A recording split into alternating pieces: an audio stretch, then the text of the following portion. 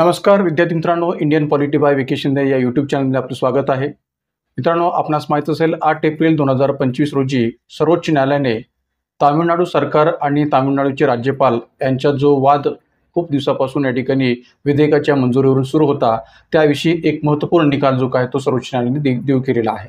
आणि सर्वोच्च न्यायालयाने या निकालाच्या अंतर्गत राज्यपालांना व्यसन घालण्याचा किंवा राज्यपालांच्या अधिकारावर मर्यादा घालण्याचा जो काही निर्णय आहे तो देऊ केलेला आपल्याला माहीत असावा. तर अशा या सर्वोच्च न्यायालयाच्या निर्णयामुळे किंवा सर्वोच्च न्यायालयाच्या या निर्णयानंतर भारतामध्ये केंद्राचे संबंध आणि तामिळनाडू यांच्यातले जे काही संबंध आहेत ते कशा पद्धतीने घडत गेलेले आहेत किंवा कशा पद्धतीने त्यांच्यावर परिणाम झालेला आहे याचा उलगडा आपल्याला या ठिकाणी या व्हिडिओच्या माध्यमातून करायचा आहे. मित्रांनो, या व्हिडिओतून जी माहिती मी स्पष्ट करू इच्छितोय त्याचा संबंध किंवा त्याचा एक प्रकारे वापर किंवा त्याची उपयुक्तता ही तुम्हाला या ठिकाणी राज्यसेवा मुख्य परीक्षा 2025 सुद्धा, राज्यसेवा पूर्व परीक्षा 2025 सुद्धा आणि त्याचबरोबर संयुक्त गट ब गट क पूर्व परीक्षा मुख्य परीक्षा या सर्व अर्थाने होऊ शकते. कारण की हा विषयच असा एवढा महत्त्वाचा आहे की या विषयाच्या अनुषंगाने आपला अनेक फॅक्च्युअल गोष्टी आणि अनेक थेरॉटिकल गोष्टींचा विचार जो काय तो करता येऊ शकतो. तर त्यामुळे या ठिकाणी केंद्राचे संबंध आणि तामिळनाडू सरकार याची सर्वांगाने चर्चा करत असताना आपण विभिन्न गोष्टीवर या ठिकाणी प्रकाश टाकणार आहोत. तर मित्रांनो, एक लक्षात घ्या की 8 एप्रिल 2025चा हा जो काही सर्वोच्च न्यायालयाचा निर्णय आहे त्या निर्णयानंतर साधारणपणे या ठिकाणी भारताच्या पातळीवर आणि विशेषतः तामिळनाडू घटक राज्य सरकारच्या पातळीवर नेमकं कोणते परिणाम झालेले आहेत आणि त्याचे परिणाम नेमकं कोणत्या पद्धतीने पुढे आलेले आहेत या सर्वांचा आढावा आपल्याला या व्हिडिओमध्ये घ्यायचा आहे. तर मी सुरुवात करत असताना सुरुवातीलाच हा उल्लेख केलेला आहे की तामिळनाडूचे जे काय सध्याचे मुख्यमंत्री आहेत M.K. स्टॅलिन यांनी या निर्णयानंतर एक महत्त्वपूर्ण अशी घोषणा तामिळनाडू विधानसभेमध्ये घडून आणलेली होती किंवा केलेली होती. ती घोषणा कोणती त्याच्यावरही आपण प्रकाश टाकूया. विशेष म्हणजे या निर्णयाच्या नंतर या ठिकाणी तामिळनाडू सरकारने कोणती समिती स्थापन करण्याचा विचार मांडलेला आहे त्यावरही प्रकाश टाकूया. आणि त्याचबरोबर या निर्णयानंतर केंद्राच्या संबंधामध्ये नेमके तामिळनाडूच्या दृष्टिकोनातून कोणते बदल होत चाललेले आहेत किंवा घटक राज्य स्तरावर सुद्धा या ठिकाणी केंद्राकडे पाहण्याचा दृष्टिकोन कसा बदलत चाललेला आहे या सर्व दृष्टीने जी काही चर्चा आहे ती आजच्या व्हिडिओमध्ये आपण करणार आहोत. तर सुरुवातीला मी तोच संदर्भ दिलेला आहे की तामिळनाडूचे मुख्यमंत्री M.K. स्टॅलिन यांनी 15 एप्रिल 2025 रोजी राज्य विधानसभेत माहिती दिली आहे की केंद्र राज्य संबंधांचा अभ्यास करण्यासाठी सर्वोच्च न्यायालयाचे निवृत्त न्यायाधीश कुरियन जोसेफ यांच्या अध्यक्षतेखाली 3 सदस्यीय उच्चस्तरीय समिती स्थापन करण्यात आली आहे. मित्रांनो, एक लक्षात घ्या की 8 एप्रिल 2025ला सर्वोच्च न्यायालयाचा निर्णय येतोय आणि त्यानंतर एकच आठवड्याने या तामिळनाडूच्या मुख्यमंत्र्यांनी 15 एप्रिल 2025 रोजी राज्य विधानसभेत ही माहिती दिलेली आहे की केंद्राच्या संबंधांचा अभ्यास करण्याकरता सर्वोच्च न्यायालयाचे निवृत्त न्यायाधीश कुरियन जोसेफ यांच्या अध्यक्षतेखाली 3 सदस्यीय समितीचा स्थापनेचा विचार आम्ही करतोय किंवा तशा प्रकारची समिती स्थापन करण्यात आलेली आहे. याबाबतची माहिती M.K. स्टॅलिन यांच्या माध्यमातून या ठिकाणी दिली गेलेली होती. तर मित्रांनो, एक लक्षात घ्या की 8 एप्रिल 2025चा हा जो काही निर्णय आहे सर्वोच्च न्यायालयाचा की जो निर्णय तामिळनाडू सरकारच्या बाजूने आणि तामिळनाडू चे जे राज्यपाल आहेत R.N. रवी यांच्या विरोधात लागलेला होता आणि एकंदरीत हा जो काही निर्णय आहे तो केंद्र सरकारच्या विरोधात गेला होता असंही म्हटलं तरी चालेल. कारण की एक लक्षात घ्या की शेवटी राज्यपाल हे केंद्राच्या सांगण्यानुसार वागतात आणि कुठेतरी त्यामध्ये राजकारण जे काय ते होत असतं असं म्हणायला काही हरकत नाही. हे आत्ताच होतं अशातलं भाग नाही. इंदिरा गांधीच्याही सरकारच्या कालखंडात राज्यपाल हे इंदिरा गांधी सरकारच्या सांगण्यानुसार वागत होते आणि आजही या ठिकाणी नरेंद्र मोदी सरकारच्या कालखंडात नरेंद्र मोदी यांच्या सांगण्यानुसार राज्यपालांची भूमिका ही आहे. आणि त्यामुळे अनेक आपल्याकडे स्थापन झालेल्या आयोगांनी सुद्धा, मग ते सरकारी आयोग असेल किंवा पुंछ आयोग असेल किंवा राजमन्नार कमिशन असेल, अशा अनेक प्रकारच्या आयोगांनी राज्यपालाच्या भूमिकेविषयी वेगवेगळ्या प्रकारचे प्रश्न उपस्थित केलेले आहेत केंद्राच्या संबंधांचा विचार करत असताना. आणि त्यामुळे सर्वोच्च न्यायालयाला कुठेतरी या 8 एप्रिल 2025च्या निर्णयामध्ये या राज्यपाल पदाच्या दृष्टिकोनातून खंबीर भूमिका जी काय ती घ्यावी लागली आणि ती दिसून आली आपल्याला दिसून येते. तर मग आता पहा की या सर्वोच्च न्यायालयाच्या निर्णयानंतर तामिळनाडूचे मुख्यमंत्री M.K. स्टॅलिन यांनी 15 एप्रिल 2025 रोजी जी घोषणा विधानसभेमध्ये केली होती ती याच प्रकारची की या केंद्राच्या संबंधांचा अभ्यास करण्याकरता आम्ही कुरियन जोसेफ यांच्या अध्यक्षतेखाली 3 सदस्यीय समिती स्थापन करत आहोत.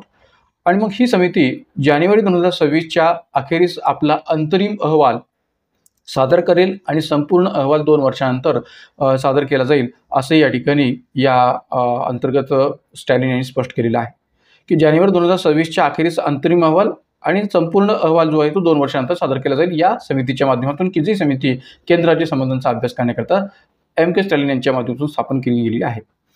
या उच्चस्तरीय समितीमध्ये माजी IAS अधिकारी अशोक वर्धन शेट्टी आणि राज्य नियोजन आयोगाचे माजी अध्यक्ष एम नागनाथन हे सदस्य आहेत. म्हणजे ही जी काही जोसेफ कुरियन समिती आहे, या समितीमध्ये कुरियन जोसेफ यांच्याशिवाय माजी IAS अधिकारी अशोक वर्धन शेट्टी आणि राज्य नियोजन आयोगाचे माजी अध्यक्ष एम नागनाथन हे सदस्य म्हणून असणार आहेत.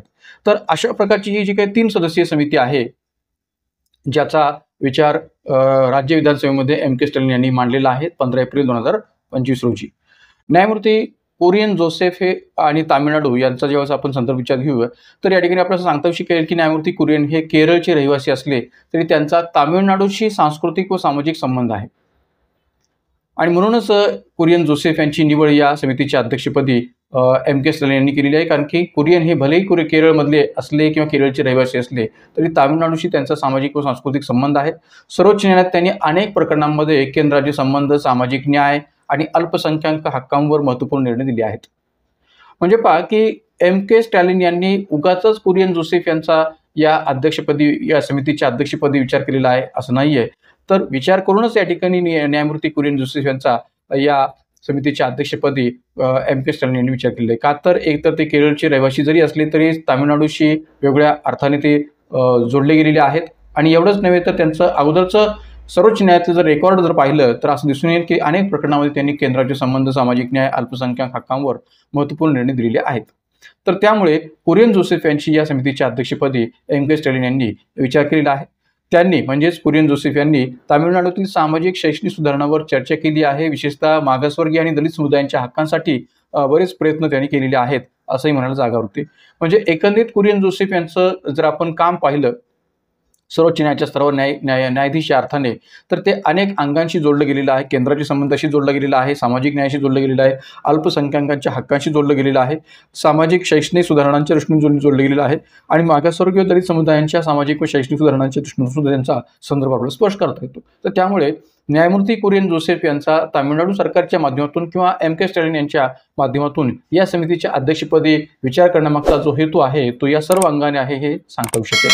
त्याचबरोबर या ठिकाणी समिती स्थापन करण्याचं कारण काय, म्हणजे अशा प्रकारची समिती तामिळनाडू सरकारने किंवा M.K. स्टॅलिन या मुख्यमंत्र्यांनी स्थापन करण्याचा विचार का केलेला आहे, त्याचे कारण काय आहे. तर पहिलं कारण इथं सांगता येऊ शकेल ते म्हणजे मुख्यमंत्री स्टॅलिन यांची भूमिका. म्हणजे 8 एप्रिल 2025च्या निर्णयानंतर मुख्यमंत्री स्टॅलिन यांची जी काही भूमिका आहे ती कशी बनलेली आहे हे यावरून आपल्याला स्पष्ट करता येऊ शकेल. म्हणजे केंद्र सरकार खरंच या ठिकाणी तामिळनाडू किंवा तामिळनाडूसारखे इतर अनेक घटक राज्यांना केंद्राच्या संबंधांच्या पातळीवर त्रास देत आहे का, किंवा कुठेतरी आपलीच भूमिका दाखवण्याचा किंवा आपलीच भूमिका वटवण्याचा प्रयत्न केंद्र सरकारच्या मधून केला जातोय का, किंवा दडपशाहीची भूमिका पाहायला मिळते का, या सर्वांचाच ओहापोह किंवा या सर्वांचाच अंदाज जो काय तो इथं घेणं अपेक्षित आहे. आणि म्हणूनच मी हा पहिला घटक स्पष्ट केलेला की मुख्यमंत्री स्टॅलिन यांची भूमिका, की समिती स्थापन करण्याबाबतचा खुलासा करत असताना मुख्यमंत्री स्टॅलिन यांची भूमिका ही या प्रकारची आहे. त्यांनी सभागृहात ती बोलून दाखवलेली आहे. त्यांनी असं म्हटलेलं आहे की केंद्र सरकारकडून राज्य सरकारांचे अधिकार सतत हिरावून घेतले जात असताना उच्चस्तरीय समिती स्थापन करणं हे अत्यंत महत्त्वाचं आहे. कारण की आतापर्यंतच्या एकंदरीत अनुभवावरून किंवा आतापर्यंतच्या एकंदरीत केंद्र सरकारच्या भूमिकेवरून हे स्पष्ट होत चाललेलं आहे की ज्या ज्या ठिकाणी घटक राज्य स्तरावर भाजपरहित दुसऱ्या राजकीय पक्षांची सरकारे आहेत, मग ती काँग्रेसची असोत किंवा प्रादेशिक पक्षांची असोत, अशा अनेक घटक राज्यांच्या अंतर्गत केंद्र सरकारची भूमिका ही कशा पद्धतीने झालेली आहे, तर सतत या ठिकाणी राज्य सरकारचे अधिकार जे काय ते हिरावून घेतले जाण्याची स्थिती जी काय ती अनेक घटक राज्यामध्ये पाहायला मिळालेली आहे.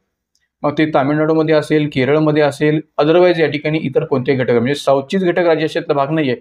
तर ज्या ज्या ठिकाणी भाजपरहित सरकारी आहेत, काँग्रेसची सरकारी आहेत, त्या ठिकाणी राज्य सरकारांचे अधिकार कसे हिरावून घेतले जाऊ शकतात याचा अधिकाधिक प्रयत्न जो काय तो केंद्र सरकारकडून केला गेलेला आपल्याला दिसून येतो. आणि त्यामुळे अशा प्रकारची उच्चस्तरीय समिती स्थापन करण्याचा विचार आम्ही करतोय असं M.K. स्टॅलिन यांचं म्हणणं आहे. एवढंच नव्हे तर त्यांनी असंही म्हटलेलं आहे की सहकारी संघ राज्यवादाची संकल्पना तपासण्यासाठी, केंद्र आणि राज्य सरकारांमधील संबंध सुधारण्यासाठी आणि संविधानातील तरतुदींचे परीक्षण आणि पुनर्मूल्यांकन करण्यासाठी एक उच्चस्तरीय समिती स्थापन करणे अत्यंत आवश्यक झाले आहे आणि ही समिती सरकारला योग्य उपाययोजनांची शिफारस करेल असंही स्पष्टीकरण M.K. स्टॅलिन यांनी विधानसभेच्या स्तरावर दिलेलं आहे या उच्च समिती स्थापन करण्याच्या हेतूने. म्हणजे तर पहा की सहकारी संघ राज्यवादाची संकल्पना ही एकट्या घटक राज्यांकडून पूर्ण होऊ शकते का? नाहीये. तर सहकारी संघराज्य संकल्पनेमध्ये या ठिकाणी दोघांचीही भूमिका तेवढीच महत्त्वाची आहे, केंद्र सरकारची सुद्धा आणि घटक राज्यांची सुद्धा.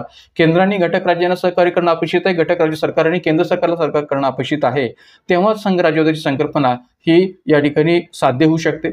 आणि म्हणूनच संघराज्यवादाची ही जी काही संकल्पना आहे ती तपासण्यासाठी, तिचं पुनर्मूल्यांकन करण्यासाठी, त्यामध्ये सुधारणा करण्यासाठी किंवा संविधानातील तरतुदींचं परीक्षण करण्यासाठी अशा प्रकारची उच्चस्तरीय समितीची स्थापना करणं आवश्यक आहे, की जी या घटक राज्य सरकारला योग्य प्रकारच्या उपाययोजनांची शिफारस करेल, असं मत या ठिकाणी के स्टॅलिन यांनी विधानसभेच्या स्तरावर मांडलेलं आहे. हे इथं आपलं सांगू शकेल. एवढंच नव्हे तर स्टॅलिन यांचं याबाबत असंही मत आहे, की देशाच्या विकासात योगदान देण्याची राज्य सरकारांची मोठी जबाबदारी आहे आणि शिक्षण, आरोग्य सेवा, ग्रामीण विकास, शहरी विकास या क्षेत्रात आवश्यक असलेली सर्व पावले राज्य सरकारे उचलत आहेत. परंतु राज्य सरकारच्या धोरणांची अंमलबजावणी करण्यासाठी आवश्यक असलेले अधिकार राज्यांकडून काढून घेतले जात आहेत आणि ते केंद्र सरकारकडे केंद्रित केले जात आहेत. म्हणजे विकासविषयक दृष्टिकोनातून राज्यांना जे काही आवश्यक अधिकार असणं गरजेचं आहे, ते जर केंद्र सरकारकडून काढून घेतले जात असतील तर ते योग्य नाही, असं कुठेतरी मत या ठिकाणी के स्टॅलिन यांनी मांडलेलं आपल्याला दिसून येतं. कारण की त्यांनी स्पष्टपणे म्हटलेलं आहे, की देशाच्या विकासामध्ये घटक राज्यांचं योगदान हे महत्त्वाचं आहे, घटक राज्यांची मोठी जबाबदारी आहे. आणि मग अशी जबाबदारी पार पाडत असताना शिक्षण, आरोग्य सेवा, ग्रामीण विकास, शहरी विकास अशा क्षेत्रांमध्ये जे काही राज्य सरकारांचे अधिकार आहेत ते जर या ठिकाणी अंमलबजावणीच्या दृष्टिकोनातून राज्यांकडून काढून घेतले जात असतील आणि ते केंद्र सरकारकडे केंद्रित केले जात असतील तर ते योग्य नाहीये, असं मत या ठिकाणी के स्टॅलिन यांनी मांडलेलं आहे. म्हणजे मुख्यमंत्री के स्टॅलिन यांची या समितीच्या स्थापन करण्याबाबतची जी काही भूमिका आहे ती या अर्थाने स्पष्ट करता शकेल, की ही समिती या कारणास्तव आम्ही स्थापन करतोय, हे के स्टॅलिन यांनी आपल्या भूमिकेतून स्पष्ट केलेलं आहे. आणि दुसरं जे काही कारण आहे ते तात्कालिक कारण आपण सांगतो शकेल ते म्हणजे कोणतं, की सर्वोच्च न्यायालयाचा निर्णय. कारण की ऑब्व्हियसली 8 एप्रिल 2025 रोजी सर्वोच्च न्यायालयाचा जो काही निर्णय आला आणि त्या निर्णयामध्ये राज्यपालांच्या विरोधात भूमिका सर्वोच्च न्यायालयाने मांडली, निर्णय दिला आणि तामिळनाडू सरकारचं जे काही काम आहे किंवा तामिळनाडू सरकारची जी काही भूमिका आहे ती योग्य आहे असं जे काही सर्वोच्च न्यायालयाने म्हटलेलं आहे, तर तोही तात्कालिक निर्णय या समिती स्थापन करण्यासाठीचा आपल्याला सांगता शकेल. आणि म्हणून सर्वोच्च न्यायालयाचा निर्णय या अर्थाने जर विचार केला तर सर्वोच्च न्यायालयाने राज्यपाल RN रवी विरुद्ध तामिळनाडू सरकार यांच्यातील वादाविषयी दिलेल्या ऐतिहासिक निकालाचा उल्लेख करताना मुख्यमंत्री स्टॅलिन म्हणतात की सर्वोच्च न्यायालयातील निकालाने संघ राज्यवादाची संकल्पना अधिक बळकट केली आहे आणि राज्य सरकारांच्या हक्कांचं रक्षण करण्यासाठी ऐतिहासिक संघर्षाचे दर्शन घडवलेले आहे. म्हणजे सर्वोच्च न्यायालयाने जो काही निर्णय दिलेला आहे तो ऑब्व्हियसली के स्टॅलिन यांना योग्य वाटतोय, किंवा तो संघ राज्यवादाची संकल्पना अधिकाधिक बळकट करणारा निर्णय आहे असंही त्यांनी म्हटलेलं आहे. आणि खऱ्या अर्थाने राज्य सरकारांच्या हक्कांचं संरक्षण जर करायचं असेल तर सर्वोच्च न्यायालयाचा हा जो काही निर्णय आहे तो योग्य आहे, असं के स्टॅलिन यांनी आपल्या निकालातून स्पष्ट केलेलं आहे किंवा के स्टॅलिन आपल्या मतातून या ठिकाणी स्पष्ट केलेलं आहे असं म्हणायला जागा होते. एवढंच नव्हे तर सर्वोच्च न्यायालयाने 8 एप्रिल 2025 रोजी जो काही निर्णय दिलेला आहे त्या निर्णयात जे काही सर्वोच्च न्यायालयाने मत मांडलेलं आहे ते काय आहे, की राज्यपालाने राज्य मंत्रिमंडळाच्या सल्ल्यानुसार काम करावे, राज्यपालांनी राज्य मंत्रिमंडळाच्या सल्ल्यानुसार काम करावे असा स्पष्ट निर्णय या ठिकाणी सर्वोच्च न्यायालयाने 8 एप्रिल 2025च्या निर्णयामध्ये दिलेला आहे. आणि मग त्यामुळे स्टॅलिन यांनी या निकालाचं वर्णन कसं केलेलं आहे, की भारतातील सर्व राज्यांचा विजय म्हणून याचं त्यांनी स्वागत केलेलं आहे. का? कारण की अनेक घटक राज्यांमध्ये, मी जसं म्हटलं आता की अनेक घटक राज्यांमध्ये की जिथं भाजपरहित राजकीय पक्षाची सरकारे आहेत, तर त्या घटक राज्यांमध्ये कुठेतरी राज्य सरकारांच्या हक्कांना डावलण्याचा प्रयत्न जो काही तो केंद्र सरकारकडून केला जात आहे हे स्पष्टपणे अनेक ठिकाणी पाहायला मिळत चाललेलं असल्यामुळे या ठिकाणी सर्वोच्च न्यायालयाचा हा निर्णय भारतातील सर्व राज्यांचा विजय आहे असं म्हणून या ठिकाणी के स्टॅलिन यांनी या निर्णयाचं स्वागत केलं होतं. एवढंच नव्हे तर या ठिकाणी आणखीन एक महत्त्वाची भूमिका इथं आपल्याला पाहणं गरजेचं आहे. जेव्हा आपण या केंद्राच्या संबंधाचा विचार करतोय आणि तामिळनाडूच्या अंगाने विचार करतो तेव्हा ते म्हणजे काय, सहकारी संघवाद. कारण की कोऑपरेटिव्ह फेडरलिझम हा एक महत्त्वपूर्ण सिद्धांत आहे केंद्राच्या संबंधांचा जेव्हा आपण अभ्यास करतो तेव्हा. का तर या ठिकाणी केंद्र आणि राज्य व्यापक सार्वजनिक हितासाठी एकत्र काम करणं हे अपेक्षित आहे. सहकारी संघ राज्यवादामध्ये, सहकारी संघवादाच्या संकल्पनेमध्ये केंद्र आणि राज्य यांनी सार्वजनिक हितासाठी एकत्र पद्धतीने काम करणं हे अपेक्षित आहे आणि तशी घटनेत तरतूद सुद्धा आहे की अशा प्रकारच्या सहकारी संघ राज्यवादाला साध्य करण्यासाठी घटनेमध्ये कलम 263 खाली आंतरराज्य परिषदेचाही संदर्भ विचार घेतलेला आहे.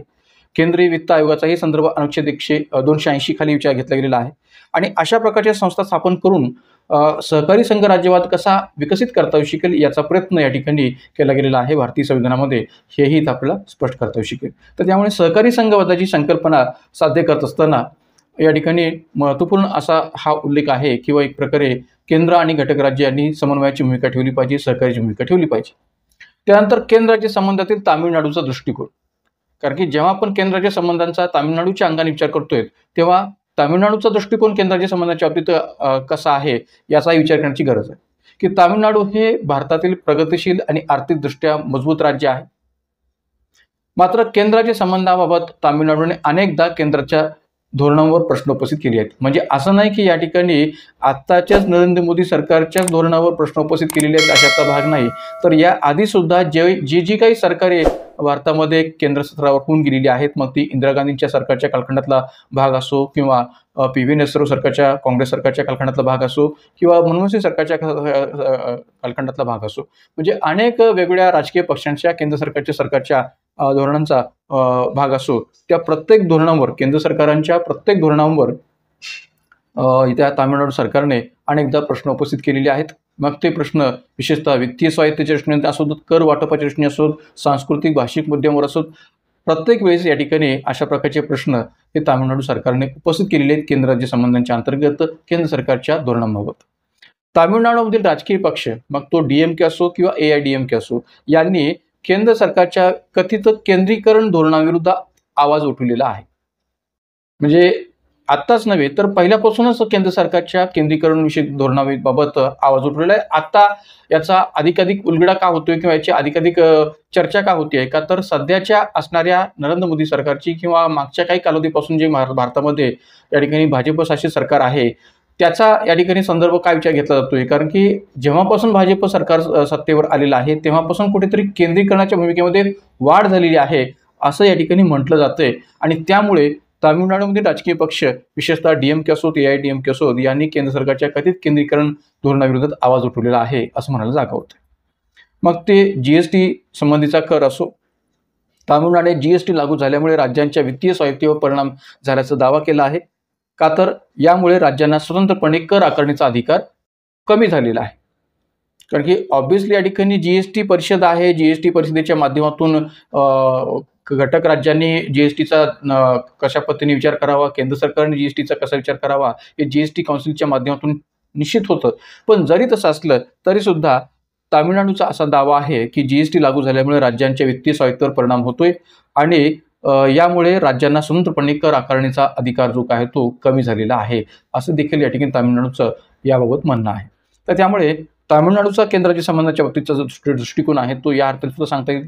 त्यानंतर केंद्राकडून होणारा निधी वाटप, केंद्राकडून होणारा निधी वाटपाच्या बाबतीत सुद्धा तामिळनाडूला काही प्रमाणात आक्षेप आहेत की तामिळनाडूसारख्या आर्थिकदृष्ट्या सक्षम राज्यांना वित्त आयोगाच्या शिफारशीनुसार कमी निधी मिळतो, ज्यामुळे केंद्रावर अवलंबित्व वाढते.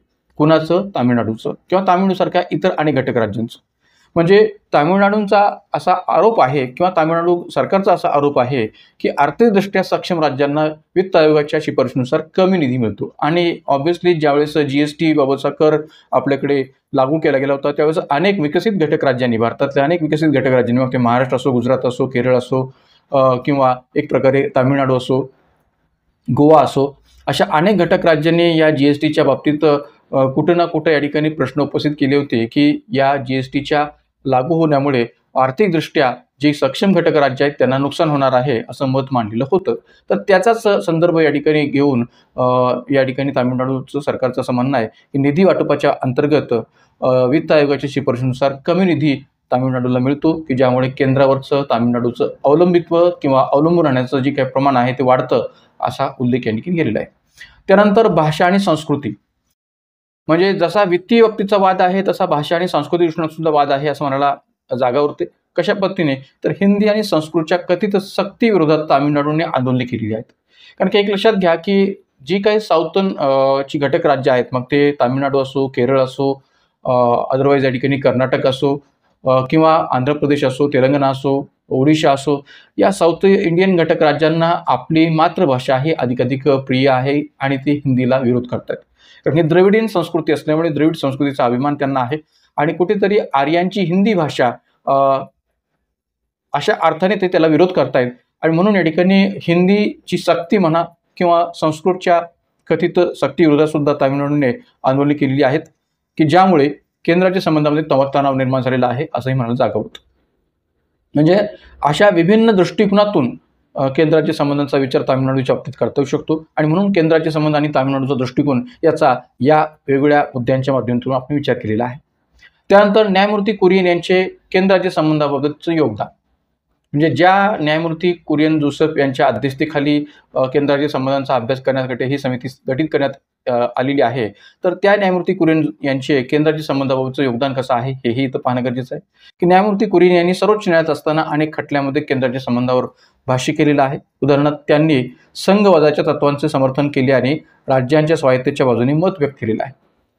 म्हणजे सहकारी संघवादाचं समर्थन पण त्यांनी केलेलं आहे आणि अधिकाधिक स्वायत्ता राज्यांना दिली गेली पाहिजे याही बाजूचं त्यांनी मत मांडलेलं आहे हे इथं सांगता येऊ शकेल. आणि म्हणून न्यायमूर्ती कुरियन यांचं सर्वोच्च न्यायालयाच्या पातळीवरचं असणारं केंद्राच्या संबंधाच्या दृष्टिकोनातून योगदान जे काय आहे ते या अर्थाने स्पष्ट करता येऊ शकेल. एवढंच नव्हे तर त्यांनी आर्थिक स्वायत्ता आणि वित्त आयोगाच्या शिफारशीवर सुद्धा चर्चा केलेली आहे की ज्याचा तामिळनाडूसारख्या राज्यांना थेट फायदा होऊ शकतो. म्हणजे वित्त आयोगाने या घटक राज्यांच्या बाबतीत आर्थिक बाबतीत वाटप होत असताना, निधीचं वाटप होत असताना नेमकी भूमिका कशी ठेवायला पाहिजे अशा वित्त आयोगाच्या शिफारशीवर सुद्धा त्यांनी चर्चा केलेली आहे. एवढंच नव्हे तर राज्यांना आर्थिक स्वायत्ता याही दृष्टिकोनातून जी काही मतं आहेत ती कुरियन यांनी मांडलेली आहेत की ज्याचा तामिळनाडूसारख्या घटक राज्यांना या ठिकाणी थेट फायदा होऊ शकतो. याही दृष्टीने कुरियन जोसेफ यांचा या समितीच्या अध्यक्षपदी विचार केलेला आपल्याला पाहायला मिळतो. त्यानंतर तामिळनाडू आणि केंद्राच्या संबंधातील आव्हाने, म्हणजे तर पहा की तामिळनाडूचा केंद्राच्या संबंधाच्या दृष्टिकोनातून विचार करत असताना जे काही मुद्दे आपण पाहिलेले आहेत ते तर आपण विचार घेतलेलेच आहेत, पण त्याचबरोबर आपल्याला हेही तर पाहायचं आहे की तामिळनाडू आणि केंद्राच्या संबंधामधील आव्हाने नेमकी कोणती आहेत. कारण की तामिळनाडूचा जेव्हा आपण विचार करतो तेव्हा तामिळनाडूच्या बाबतीत आपण हे प्रकर्षाने सांगू शकतो की तामिळनाडू सरकारने कधी काळी केंद्राच्या संबंधांचा अभ्यास करण्याकरता राजमन्नार समिती सुद्धा स्थापन केली होती आणि राजमन्नार समितीने ज्या काही शिफारशी केल्या होत्या त्या बहुतांश शिफारशी कुठेतरी या ठिकाणी केंद्र सरकारच्या अनेक अधिकारांना धक्का पोहोचवणाऱ्या होत्या किंवा केंद्र सरकारचं महत्त्व कमी करणाऱ्या होत्या, केंद्र सरकारच्या पातळीवर असणारं जे वर्चस्व आहे ते कमी करणाऱ्या होत्या असं म्हणायला जागा होते. कारण की राजमन्नार समितीने ज्या काही शिफारशी केल्या केंद्राच्या संबंधाच्या दृष्टिकोनातून त्या जर तुम्ही पाहिल्या तर तुम्हाला असं लक्षात येऊ शकेल की या ठिकाणी अनेक अशा घटनेतल्या किंवा संविधानातल्या तरतुदींवर त्यांनी एक प्रकारे असं मत मांडलेलं आहे की ज्यातून राज्यांना अधिकाधिक अधिकार प्राप्त व्हावेत आणि केंद्राचे अधिकार कमी व्हावेत असं मत या ठिकाणी राजमन्नार समितीने मांडलेलं आपल्याला पाहायला मिळतं.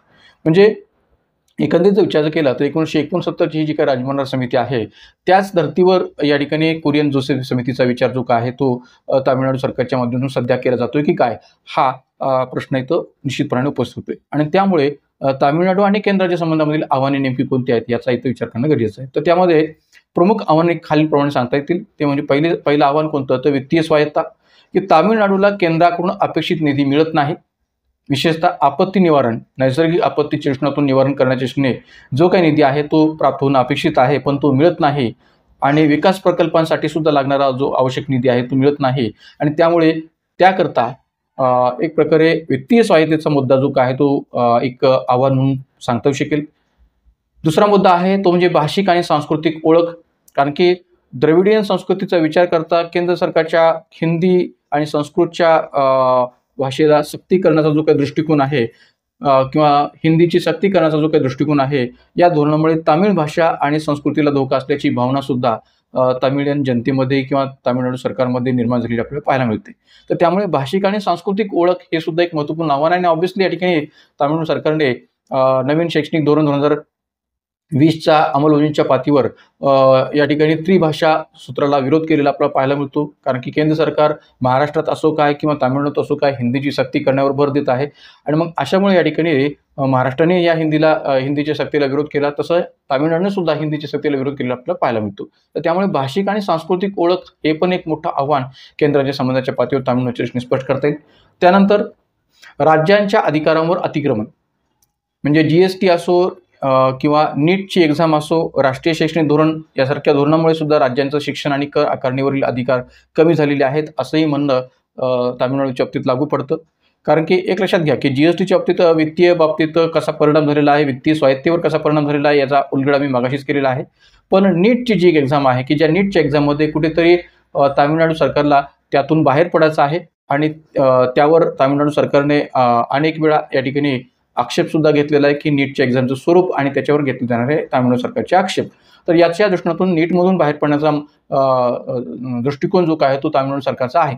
तर त्यामुळे जीएसटी असो, नीटची परीक्षा असो, राष्ट्रीय शैक्षणिक धोरण असो, अशा अनेक धोरणामुळे राज्यांचे शिक्षण आणि कर आकारणीवरील अधिकार कमी झालेले आहेत असे या ठिकाणी तामिळनाडूचं म्हणणं आहे. त्यामुळे त्याही दृष्टीकोनातून त्याचं आव्हान सांगता शकेल. आणि वित्त आयोग, तामिळनाडूने 15वे वित्त आयोग आणि 16वे वित्त आयोगाच्या शिफारशीवर टीका केलेली आहे. का तर त्यामुळे आर्थिकदृष्ट्या प्रगत राज्यांना कमी निधी मिळतो.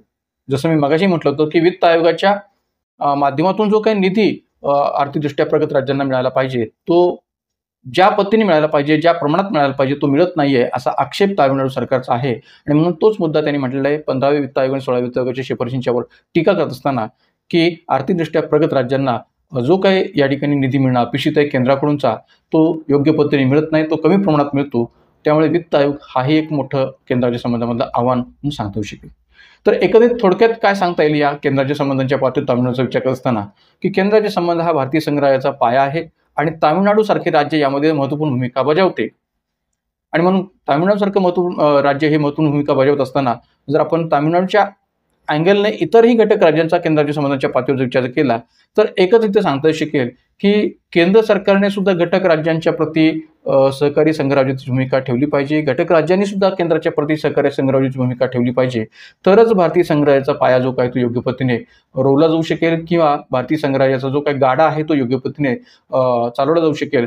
अन्यथा या ठिकाणी केंद्राच्या संबंधामधला असणारा हा जो काही संघर्ष आहे तो राजकीय दृष्टीने सुद्धा आणि एक प्रकारे प्रशासकीय दृष्टीने सुद्धा असा चालू राहील असं म्हणायला काही हरकत नाही. का तर वारंवार आपल्याकडे सर्वोच्च न्यायालयामध्ये जर विभिन्न घटक राज्यांची केंद्राच्या दृष्टिकोनातून असणारी धोरणं या दृष्टीने जर खटले जात असतील, प्रकरणं जात असतील किंवा राज्यपालाच्या भूमिकेविषयी जर प्रकरणं जात असतील तर निश्चितपणाने या ठिकाणी केंद्राच्या संबंधामध्ये अधिकाधिक संघर्षपूर्ण वातावरण तयार व्हायला वेळ लागणार नाही. कारण की या आधीसुद्धा महाराष्ट्राच्या बाबतीत सुद्धा जर आपण विचार केला तर आपल्याकडे सुद्धा भगतसिंह कोश्यारी नावाचे जे राज्यपाल आहेत त्यांच्याविषयी सुद्धा सर्वोच्च न्यायालयाने मागे वेगवेगळ्या प्रकारची मतं मांडलेली आहेत.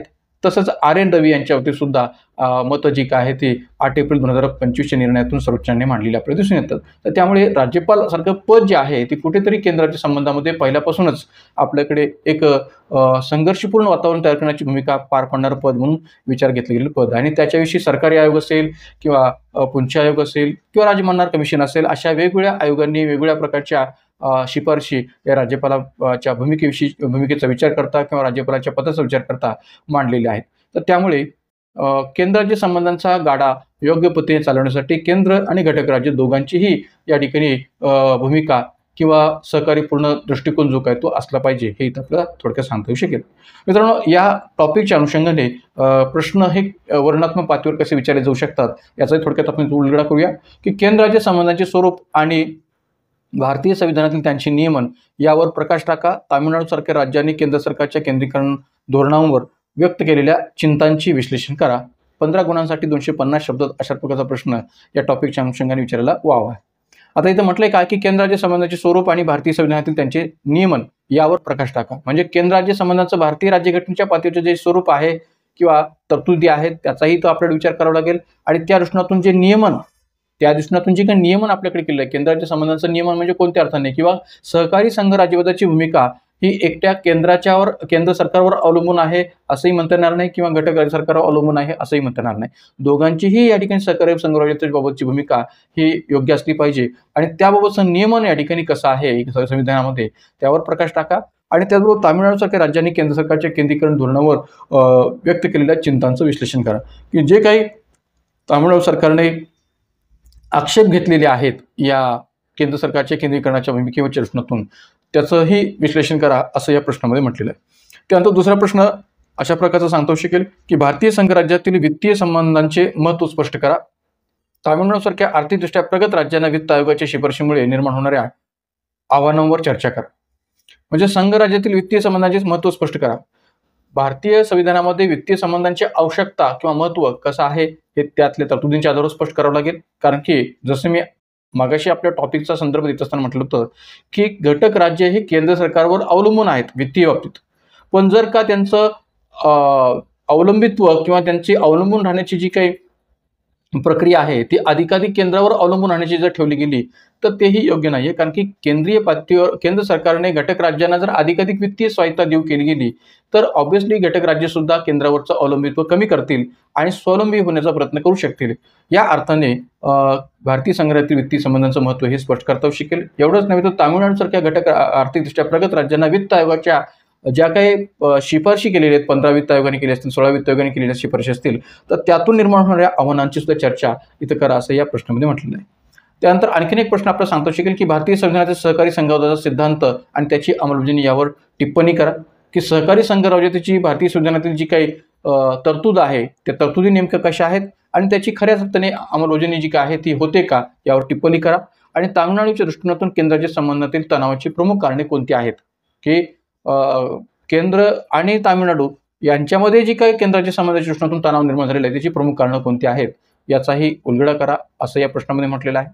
त्यानंतर GST लागू झाल्यामुळे केंद्र राज्य वित्तीय संबंधावर कसा परिणाम झाला आहे आणि तामिळनाडूसारख्या राज्यांच्या वित्तीय स्वायत्तेवर याचा काय परिणाम झाला आहे याचं मूल्यांकन करा असाही प्रश्न इथं या टॉपिकच्या अंशाने विचारला जाऊ शकेल. त्याचबरोबर केंद्राचे संबंध सुधारण्यासाठी सरकारी आयोग आणि पुंच आयोगाने केलेल्या शिफारशींचा आढावा घ्या. तामिळनाडूसारख्या राज्यांच्या विशिष्ट मागण्यांच्या संदर्भात या शिफारशीची प्रासंगिकता तपासा. म्हणजे सरकारी आयोग आणि पुंच आयोगाच्या शिफारशींचा तामिळनाडूसारख्या घटक राज्यांच्या मागण्यांच्या दृष्टिकोनातून त्यांची प्रासंगिकता तपासा, त्यांची एक प्रकारे जी काही गरज आहे ती तपासा असा उल्लेख या प्रश्नामध्ये केला आपल्याला पाहायला मिळतो. त्यानंतर भारतीय संविधानातील विधायी प्रशासकीय वित्तीय संबंधांचे स्वरूप स्पष्ट करा. म्हणजे भारतीय राज्यघटनेमध्ये भाग 11च्या अंतर्गत आणि भाग 12च्या अंतर्गत जे काही केंद्र राज्यांच्या संबंधांच्या पातळीवर कायदेशीर संबंध आहेत, प्रशासकीय संबंध आहेत, वित्तीय संबंध आहेत यांचा उलगडा करा. आणि तामिळनाडूने भाषा आणि सांस्कृतिक ओळखीच्या मुद्द्यांवर केंद्र सरकारशी केलेल्या संघर्षांचं वर्णन करा किंवा विश्लेषण करा असाही प्रश्न इथं विचारायला आपल्याला वाव आहे. त्यानंतर केंद्र राज्य संबंधामधील समन्वयासाठी आंतरराज्य परिषदेची भूमिका स्पष्ट करा. तामिळनाडूसारख्या राज्यांनी या परिषदेच्या प्रभावीपणावर उपस्थित केलेल्या चिंतांचे मूल्यांकन करा. आंतरराज्य परिषद कलम 263 खाली भारतीय राज्यघटनेमध्ये नमूद केलेली आहे आणि आपल्याला माहिती असेल की सर्वप्रथम आंतरराज्य परिषदेची स्थापना VP सिंग सरकारच्या कालखंडामध्ये घडून आलेली होती. तर अशा या आंतरराज्य परिषदेची केंद्राच्या संबंधांच्या समन्वयाच्या दृष्टीतून भूमिका कशी असते ती भूमिका स्पष्ट करा. आणि तामिळनाडूसारख्या राज्यांनी या परिषदेच्या प्रभावीपणावर उपस्थित केलेल्या चिंतांचं मूल्यांकन करा की आंतरराज्य परिषदेची भूमिका ही जशी असणं अपेक्षित आहे तशी ती आहे का आणि जर ती नसेल तर तामिळनाडूसारख्या घटक राज्यांनी त्या परिषदेच्या भूमिकेवर जे काही प्रश्नचिन्ह उपस्थित केलेले आहेत त्यांचंही मूल्यांकन करा असं या प्रश्नामध्ये उत्तर अपेक्षित आहे. त्यानंतर भारतातील केंद्र राज्य संबंधावर राष्ट्रीय शैक्षणिक धोरण NEP आणि नीटची एक्झाम यासारख्या धोरणांचा काय परिणाम झालेला आहे आणि तामिळनाडूच्या विरोधाच्या संदर्भात त्याचे विश्लेषण करा. म्हणजे केंद्र राज्य संबंधाचा जेव्हा आपण आढावा घेत असतो तेव्हा या ठिकाणी हे दोन धोरणं जे आहेत म्हणजे NEP नॅशनल एज्युकेशन पॉलिसी 2020 आणि नीटची एक्झाम या धोरणांचा या केंद्राच्या संबंधावर नेमकं काय परिणाम झालेला आहे आणि त्याचबरोबर तामिळनाडू सारखं घटक राज्य या दृष्टिकोनातून विरोधाच्या दृष्टिकोनातून का भूमिका ठेवत आहे किंवा विरोधाच्या संदर्भात त्याचं विश्लेषण नेमकं कसं करणं गरजेचं आहे याचाही उलगडा करा असं या ठिकाणी या प्रश्नामध्ये स्पष्ट केलेलं आहे. तर असे 15 गुणांचे आणि अधिकाधिक 250 शब्दांसंबंधीचे असे अनेक प्रश्न या टॉपिकवर विचारायला आयोगाला वाव आहे. अशा अनेक पद्धतीने अशा अनेक अँगलने या ठिकाणी UPSC किंवा MPSC मध्ये वर्णनात्मक पातळीवर प्रश्न हे विचारले जाऊ शकतात. तर मित्रांनो एक लक्षात घ्या की या ठिकाणी भलेही या टॉपिकचा संदर्भ मी राज्यसेवा मुख्य परीक्षा 2025 ने देत असलो तरी संयुक्त गट ब पूर्व परीक्षा, गट क पूर्व परीक्षा, राज्यसेवा पूर्व परीक्षा किंवा संयुक्त मुख्य परीक्षा याही अर्थाने या टॉपिकचा संदर्भ आपल्याला विचारात घ्यायला काही हरकत नाही. कारण की कुरियन जोसेफ समिती कोणत्या सरकारने स्थापन केली, कोणते त्याच्यामध्ये सदस्य होते, याशिवाय या ठिकाणी कुरियन जोसेफ समितीचा संदर्भ नेमका कोणत्या अर्थाने विचार घेतला गेलेला आहे, राजमन्नार कमिशन नेमकं कोणत्या अर्थाने आपल्याकडे तामिळनाडू सरकारने विचार घेतला होता त्याच्या शिफारशी, सरकारी आयोग पुंच आयोगाची शिफारशी तर अशा अनेक दृष्टीने ऑब्जेक्टिव्ह बेसिसवर सुद्धा किंवा फॅक्च्युअल बेसिसवर सुद्धा प्रश्न या ठिकाणी या टॉपिकच्या अनुषंगाने विचारायला वाव आहे. तर त्यामुळे या ठिकाणी असं इथं आपण अर्थ घेऊन चालणार नाही आहे की केवळ या ठिकाणी या टॉपिकचा संदर्भ किंवा टॉपिकची माहिती हे केवळ राज्यसेवा मुख्य परीक्षेच्या रचनातूनच उपयोगाची आहे, वर्णात्मक रचनातूनच उपयोगाची आहे असं नाही आहे. तर सब्जेक्टिव्ह बेसिसवर जेवढी महत्त्वाची आहे तेवढीच ऑब्जेक्टिव्ह बेसिस सुद्धा याचा उपयोग आपल्याला करता येऊ शकतो.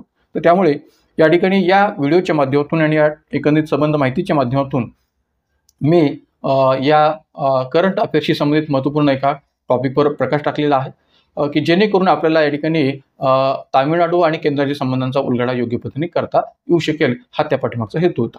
तर मित्रांनो, जाताना सर्वांना पुन्हा एकदा विनंती की या व्हिडिओला अधिकाधिक चांगल्या पद्धतीने शेअर करा, लाईक करा.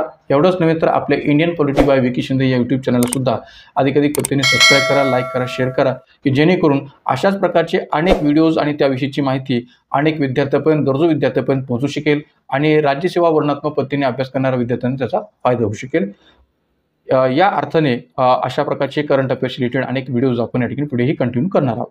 मित्रांनो, एक लक्षात घ्या की घटनेचं कलम 200 आणि कलम 201 याही बाबतचा व्हिडिओ आपण या ठिकाणी आगामी कालखंडात करणार आहोत की ज्याचाही संदर्भ तामिळनाडूच्या रचनेतून सांगता येऊ शकेल की ज्याही बाबत सर्वोच्च न्यायालयाने 8 एप्रिल 2025 जो निर्णय दिलेला आहे तर त्या निर्णयामध्ये या कलम 200 आणि कलम 201चा संदर्भ घेऊन जे काय टिप्पणी केलेली आहे सर्वोच्च न्यायालयाच्या माध्यमातून तर त्याचाही उलगडा आपण आगामी व्हिडिओमध्ये करणार आहोत की जेणेकरून त्याचाही संबंध करंट अफेअर्सशी आपल्याला जोडता येऊ शकतो. तर असे अनेक प्रकारचे चालू घडामोडीशी संबंधित जे काही विषय आहेत त्या विषयांचा उलगडा आपण या ठिकाणी आगामी कालखंडात सुद्धा वेगवेगळ्या व्हिडिओच्या माध्यमातून करणार आहोत की ज्याचा उपयोग तुम्हाला सर्वच एक्झाम किंवा सर्वच परीक्षांच्या दृष्टीने आगामी कालखंडात होऊ शकेल. तर मित्रांनो, आज या ठिकाणी या व्हिडिओमध्ये आपण थांबूयात. धन्यवाद.